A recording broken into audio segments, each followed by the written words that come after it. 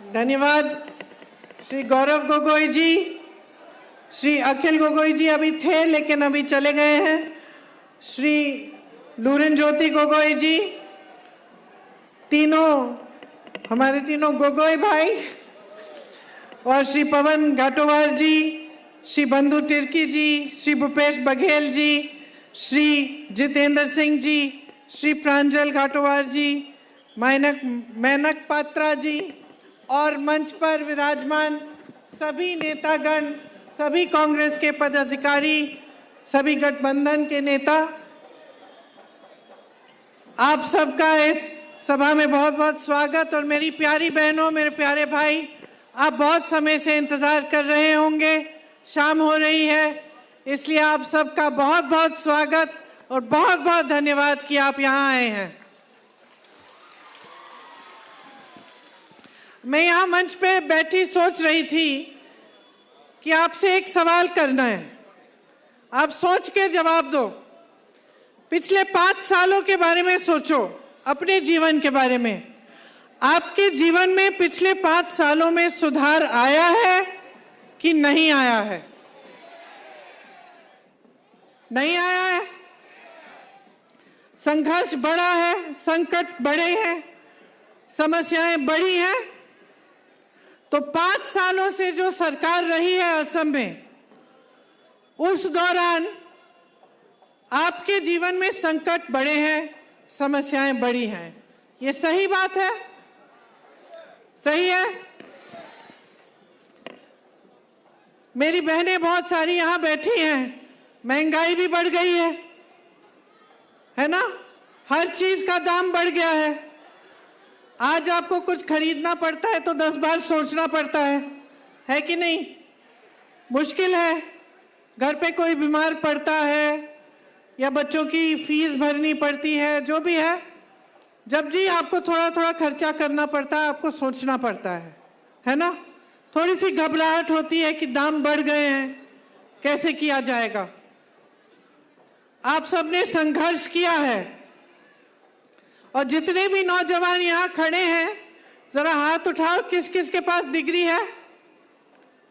पढ़ाई की है सबने? सबने पढ़ाई की है। अब बताओ, रोजगार कितनों के पास है? रोजगार नहीं है। तो आपको पढ़ाने लिखाने के लिए आपके माता पिता ने खूब संघर्ष किया होगा।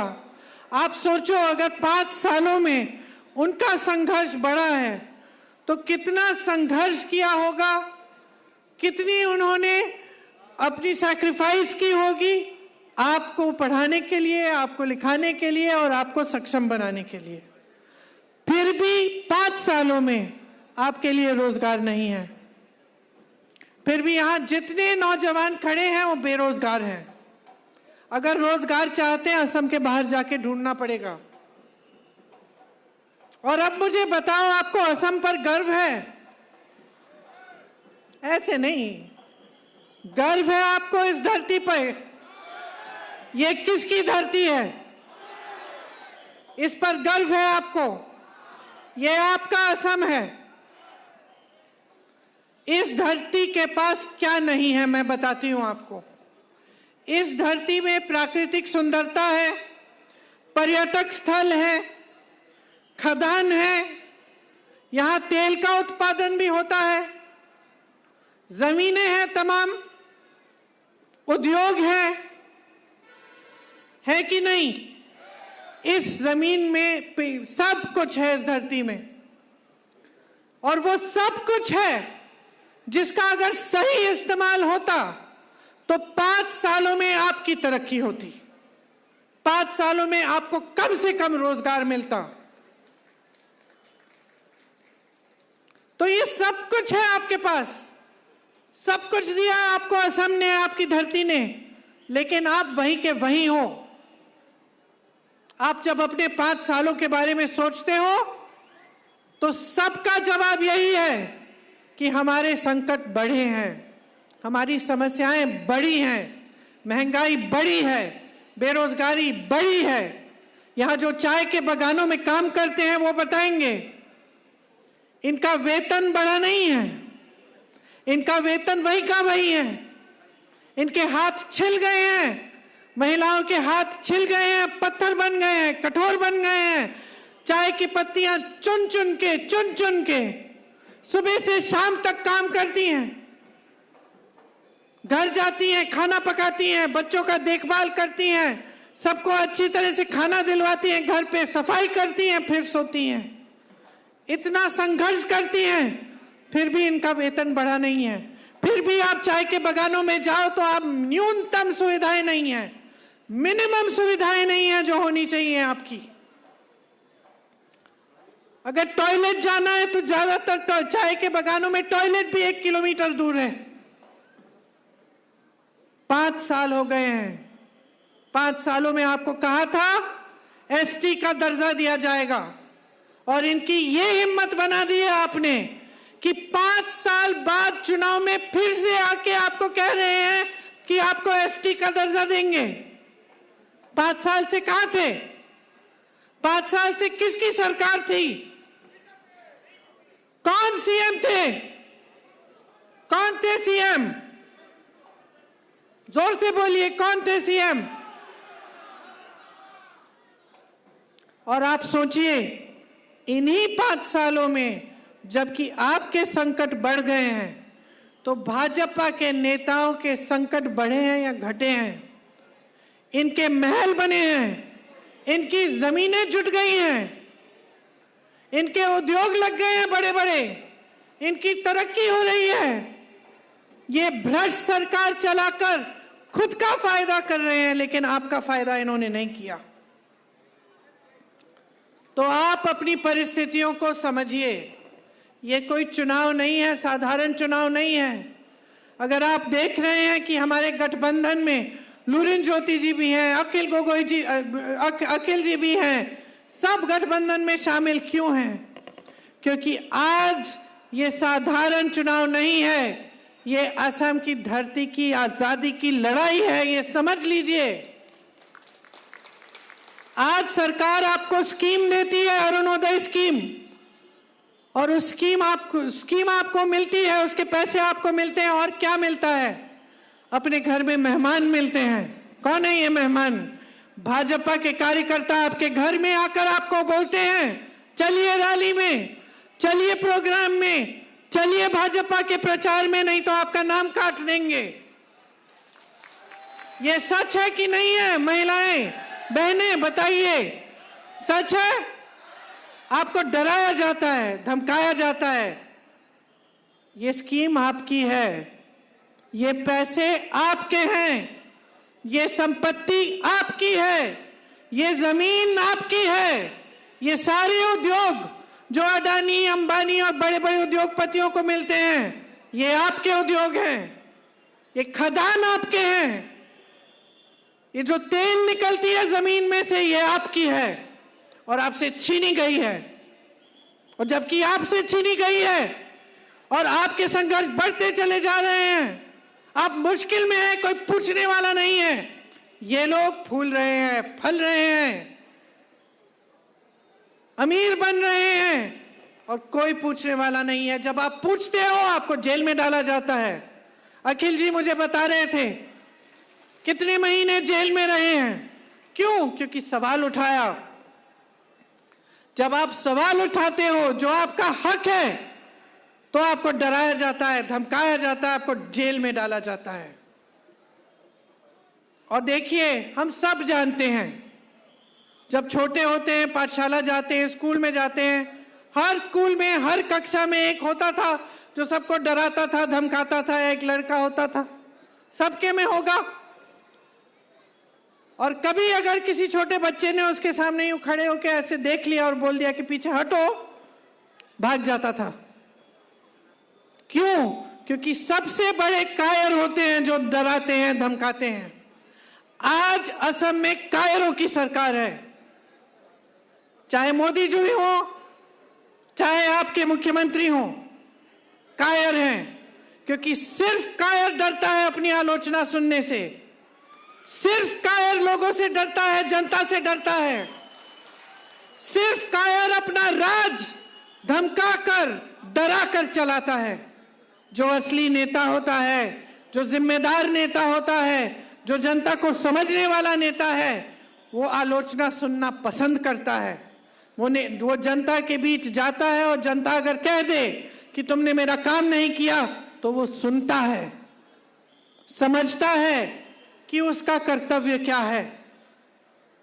आज चाहे देश में हो, चाहे असम प्रदेश में हो, यही कायरता चल रही है। ये डराने धमकाने का राज है, और ये राज इसलिए चल रहा है क्योंकि जिस दिन जनता खड़ी होगी, जिस दिन जनता सवाल पूछने लगेगी, तो इनका राज नहीं रह सकता। आज इन्होंने देश को अमेरिका का, इजराइल का गुलाम बना रखा है, और जिस तरह मोदी जी, नेतन्याहू जी और ट्रंप जी की गुलामी कर रहे हैं, उसी तरह से आपके मुख्यमंत्री मोदी जी की गुलामी कर रहे हैं, और उसी तरह से दोनों चाहते हैं कि असम की जनता गुलामी में रहे। ये असम है, ये बड़े बड़े संतों की धरती है, बड़े बड़े नेताओं योद्धाओं की धरती है। यहां से आजादी की लड़ाई के लिए लोगों ने जान दी, जीवन दिया, आपकी स्वतंत्रता के लिए।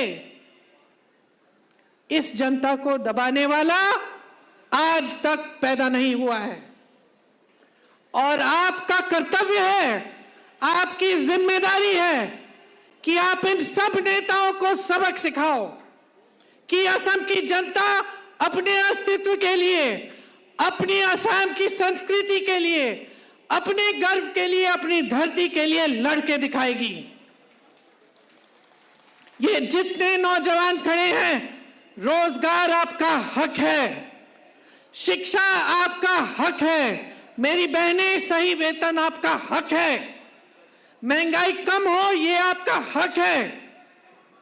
इनकी नीतियां ऐसी बननी चाहिए कि महंगाई कम हो, कि रोजगार मिले, कि आप सक्षम हो, आपको शक्ति मिले। ये जो संपत्ति है, जो देश की है, सरकार की है, प्रदेश की है, ये आपके हाथों में आए। आपको एक ऐसी सरकार चाहिए जो आपके लिए चले, आपकी सेवा करे, और अगर भगवान माने तो आपको माने, क्योंकि लोकतंत्र में सबसे बड़ा भगवान जनता होता है। और मेरी आपसे शिकायत है कि आपने ये सब चलने दिया है। मैं यहां इसलिए आई हूं, कोई बड़ी राजनीतिक सीख देने नहीं, आपको बड़ा लेक्चर देने नहीं आई हूं। मैं यहां आई हूं ये कहने के लिए, आपको याद दिलाने के लिए कि ये भारत की धरती है, ये लोकतंत्र है। लोकतंत्र में आपसे बड़ा कोई नहीं है, ना कोई प्रधानमंत्री, ना कोई मुख्यमंत्री, ना कोई नेता। इस धरती के लोकतंत्र के लिए आपके पूर्वज लड़े, अब आपकी बारी है। एक ऐसी सरकार चुनो जो आपकी समस्याओं को समझे, उनका समाधान करने के लिए 24 घंटे काम करे।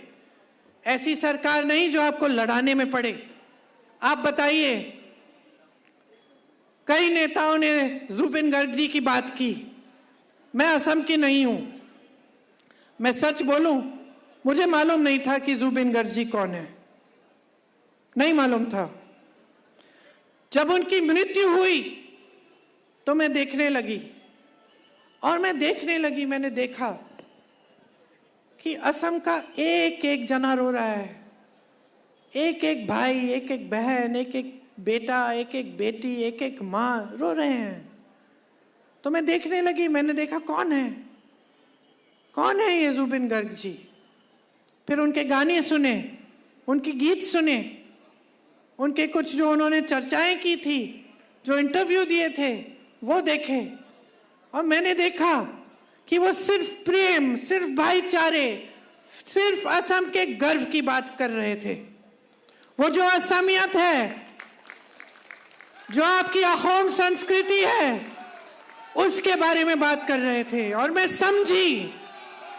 मैं समझी कि असम की जनता इतना प्यार क्यों करती है इनसे, इस व्यक्ति से, क्योंकि वो इस जनता की आवाज है, क्योंकि वो इस जनता के दिल में जो बात है वो कहते हैं, सच्चाई से कहते हैं, किसी से डरते नहीं है। इसलिए तो मैं समझी कि यही असम की पुरानी परंपरा है। आपके जितने संत रहे, जितने महात्मा रहे, सबने यही बात की, और आज यही बात जुबिन गर्ग जी जैसे लोग इन्होंने की। आज जो आपके दिल में है वो बात इन्होंने उभारी। लेकिन नेताओं को देखो, भाजपा के नेताओं को देखो, यहां के कैसी बातें करते हैं। आपको लड़ाने की बातें, धर्म की बातें, आपका ध्यान भटकाने की बातें। कहीं पे मैंने पढ़ा था, एक बड़े नेता ने विदेश में बोला था कि जब भी किसी राजनीतिक नेता के पास कोई असली मुद्दे पे बोलने का क्या कहते हैं, बोलने की शक्ति नहीं होती है, डर रहा है कि असली मुद्दे पे बोलूंगा तो जनता मुझे पकड़ लेगी, उस समय वो धर्म की बात करता है, ध्यान भटकाने की बात करता है। और ये सच है, क्योंकि अगर महंगाई की बात करेंगे तो कोई जवाब नहीं है। अगर ये बात करेंगे कि भाई रोजगार क्यों नहीं बनाया 5 सालों में, कोई जवाब नहीं है। चाय के बगानों में जो वेतन है वो बढ़ाया क्यों नहीं, कोई जवाब नहीं है। एसटी स्टेटस क्यों नहीं दिया, कोई जवाब नहीं है। विकास क्यों नहीं किया, कोई जवाब नहीं है। उद्योग क्यों दे दिए बड़े बड़े उद्योगपतियों को, आपके जो सरकारी उद्योग थे, कोई जवाब नहीं है। जमीन क्यों दे रहे हैं मुफ्त में बड़े बड़े उद्योगपतियों को, जवाब नहीं है। इतने अमीर कैसे बन रहे हैं, तब भ्रष्टाचार कैसे हो रहा है, माफिया कैसे चला रही है प्रदेश को, कि हर जने को सिंडिकेट की टैक्स देनी पड़ रही है, हर चीज में माफिया, बालू में माफिया, खदान में माफिया, हर चीज में माफिया। तो कोई जवाब नहीं है। जब जवाब नहीं होता तभी ये ध्यान भटकाने वाली बातें होती हैं। तो मैं आपसे ये कहने आई हूं, सिंपल सी बात है, सीधी सी बात है, चुनाव 9 तारीख को है, आप अपना ध्यान भटकने मत दो। आपका ध्यान होना चाहिए अपने जीवन पर, अपने भविष्य पर, अपने बच्चों पर, अपनी बहनों पर, अपने भाइयों पर। आपका ध्यान होना चाहिए असम की मजबूती पर, आपकी अपनी अभिव्यक्ति पर, आपकी संस्कृति को मजबूत बनाने पर, आपकी शक्ति कैसे आपके हाथों में आएगी उस पर। और जब आप वो ध्यान देंगे तो आपको दिखेगा कि अलग अलग पार्टियां क्या कह रही हैं। कांग्रेस पार्टी कह रही है कि महिलाओं के खाते में डायरेक्ट कैश ट्रांसफर होगा। कांग्रेस पार्टी कह रही है कि मेरी बहनों, अगर आपको एक बिजनेस शुरू करना है या कोई कारोबार शुरू करना है, आपको 50,000 रुपए सरकार देगी। ये पहली गारंटी है। दूसरी गारंटी है कि 25 लाख रुपए तक आपको मुफ्त में स्वास्थ्य की सुविधाएं मिलेंगी।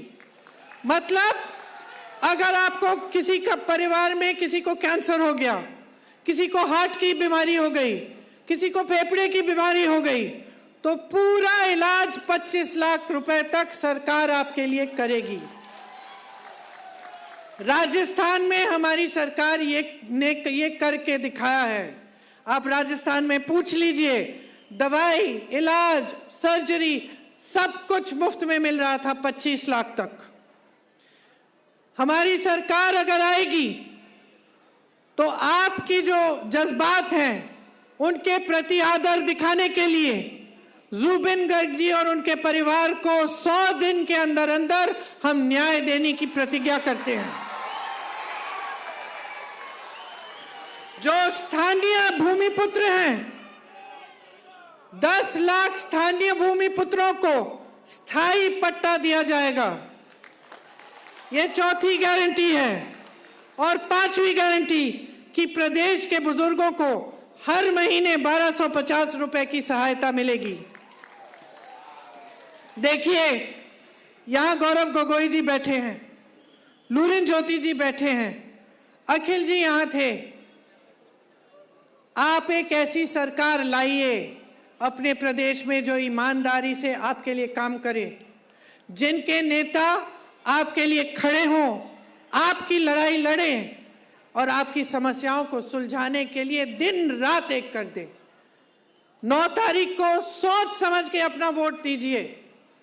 आपका वोट बहुत कीमती है। नेताओं के लिए तो कीमती होता ही है, लेकिन सबसे ज्यादा कीमती आपके लिए है। ये आपकी जिम्मेदारी है अपने प्रदेश के प्रति, अपने भविष्य के प्रति, अपने बच्चों, अपने परिवारों के प्रति। ये एक बहुत बड़ा कर्तव्य है, अहम कर्तव्य है आपका। इसको आप निभाइए और इस बार गठबंधन को जिताइए, ताकि एक नई सरकार, एक नया असम, एक नई आशा जागे, जिस पर आपको गर्व हो। बहुत बहुत धन्यवाद। आपने मेरी बातें बहुत ध्यान से सुनी। जय हिंद, जय असम।